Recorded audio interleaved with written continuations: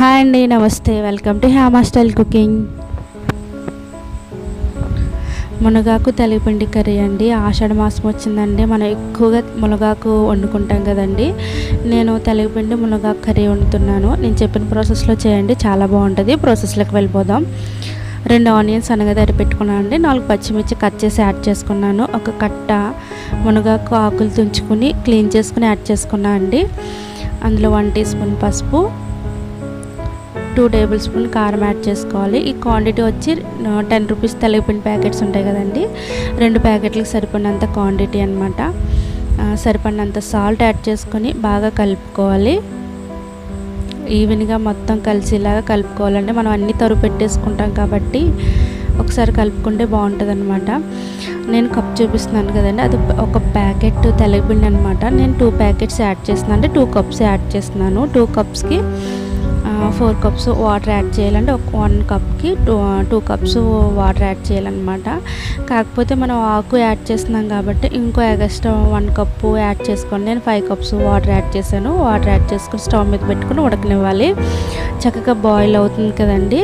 ఇలా బాయిల్ అవుతున్నప్పుడే మనం తెలగపిండి అనేది యాడ్ చేసుకోవాలి. ఆకు కూడా చక్కగా ఉడికిపోతుందండి. తెలగపిండి నేను చూపిస్తున్నాను కదా, ఆ విధంగా యాడ్ చేసుకుని మూత పెట్టుకుని ఉడకనివ్వాలి.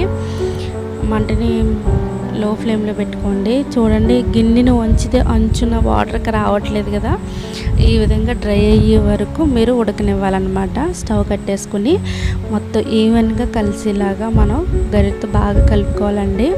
పిండేసిన తర్వాత మనం ఏమి గరిటె పెట్టలేదు కదా, యాజ్ ఇట్ ఈజ్ అలాగే వదిలేసి ఉడకనిచ్చాం కాబట్టి మొత్తం ఈవెన్గా కలిసేలాగా కలుపుకోవాలని నేను చూపిస్తున్నాను. చూసారు, మొత్తం కలుపుకోవాలి. అలా కలిసే వరకు కలుపుకొని ఇప్పుడు మనం దీన్ని తాలింపు పెట్టుకుందాం. స్టవ్ మీద కడాయి పెట్టుకొని 4 టేబుల్ స్పూన్ ఆయిల్ యాడ్ చేసుకున్నాను అండి. ఆయిల్ హీట్ ఎక్కిన తర్వాత 5-6 వెల్లుల్లిపాయ రెబ్బలు చెదకొట్టుని యాడ్ చేసుకోవాలి. అండ్ ఒక 4 పచ్చిమిర్చి కట్ చేసి యాడ్ చేసుకోవాలి. ఇందులో ఎండుమిర్చి వెల్లుల్లిపాయలు ఎక్కువ ఉంటే టేస్ట్ బాగుంటుంది. జీలకర్ర ఆవాలు యాడ్ చేయాలండి. నేను జీలకర్ర యాడ్ చేయలేదు, నా దగ్గర లేదని, మీ దగ్గర ఉంటే యాడ్ చేసుకోండి. ఒక 2 కరివేపాకు రెబ్బలు యాడ్ చేసుకుని చక్కగా ఫ్రై చేసుకోవాలండి.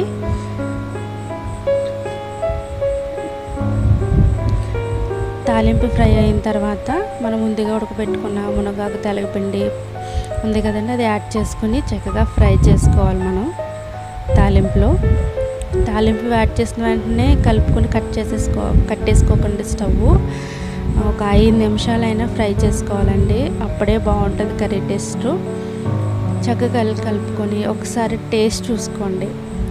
మనం స్టార్టింగ్లోనే మనం సాల్ట్ అనేది ఒక 1 టీ స్పూన్ యాడ్ చేసాము. సాల్ట్ ఒకసారి చెక్ చేసుకొని సరిపోకపోతే సాల్ట్ యాడ్ చేసుకుని బాగా కలుపుకోవాలండి.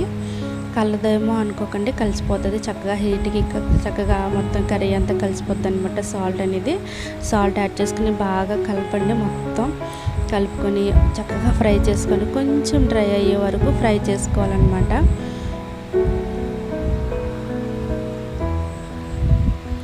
డ్రై అయ్యే వరకు ఫ్రై చేసుకొని చక్కగా డ్రై అయిపోయింది కదండి, ఇలా అయిపోయింది కాబట్టి చక్కగా డ్రై అయింది కాబట్టి స్టవ్ కట్టేసుకొని సర్వ్ చేసేసుకోవటం అండి. ఎంతో టేస్టీ మునగాకు తెలగపిండి కర్రీ అయితే రెడీ అయిపోయింది.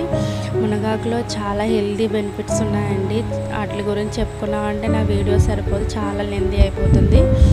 మరొక వీడియోలో చెప్పుకుందామండి. మీరు ట్రై చేయండి, నేను చెప్పిన ప్రాసెస్లో యాజ్ ఇట్ ఈజ్గా ట్రై చేయండి, చాలా బాగుంటుంది. మునగాకు ప్లేస్లో చిక్కుడుగా యాడ్ చేసుకోవచ్చు, అండ్ బీరకాయ కూడా యాడ్ చేసుకోవచ్చు అండి.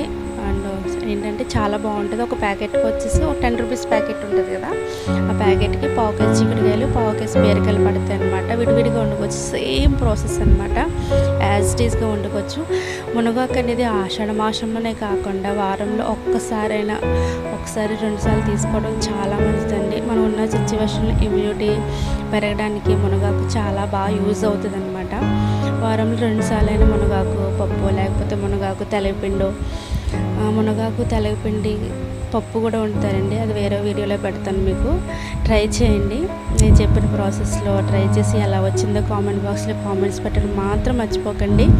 నా వీడియోస్ కనుక నచ్చితే మీరు సబ్స్క్రైబ్ చేయడం మాత్రం మర్చిపోకండి. మీ ఫ్రెండ్స్కి, మీ రిలేటివ్స్ అందరికీ నా వీడియోస్ని షేర్ చేయండి, సబ్స్క్రైబ్ చేసుకోమని చెప్పండి.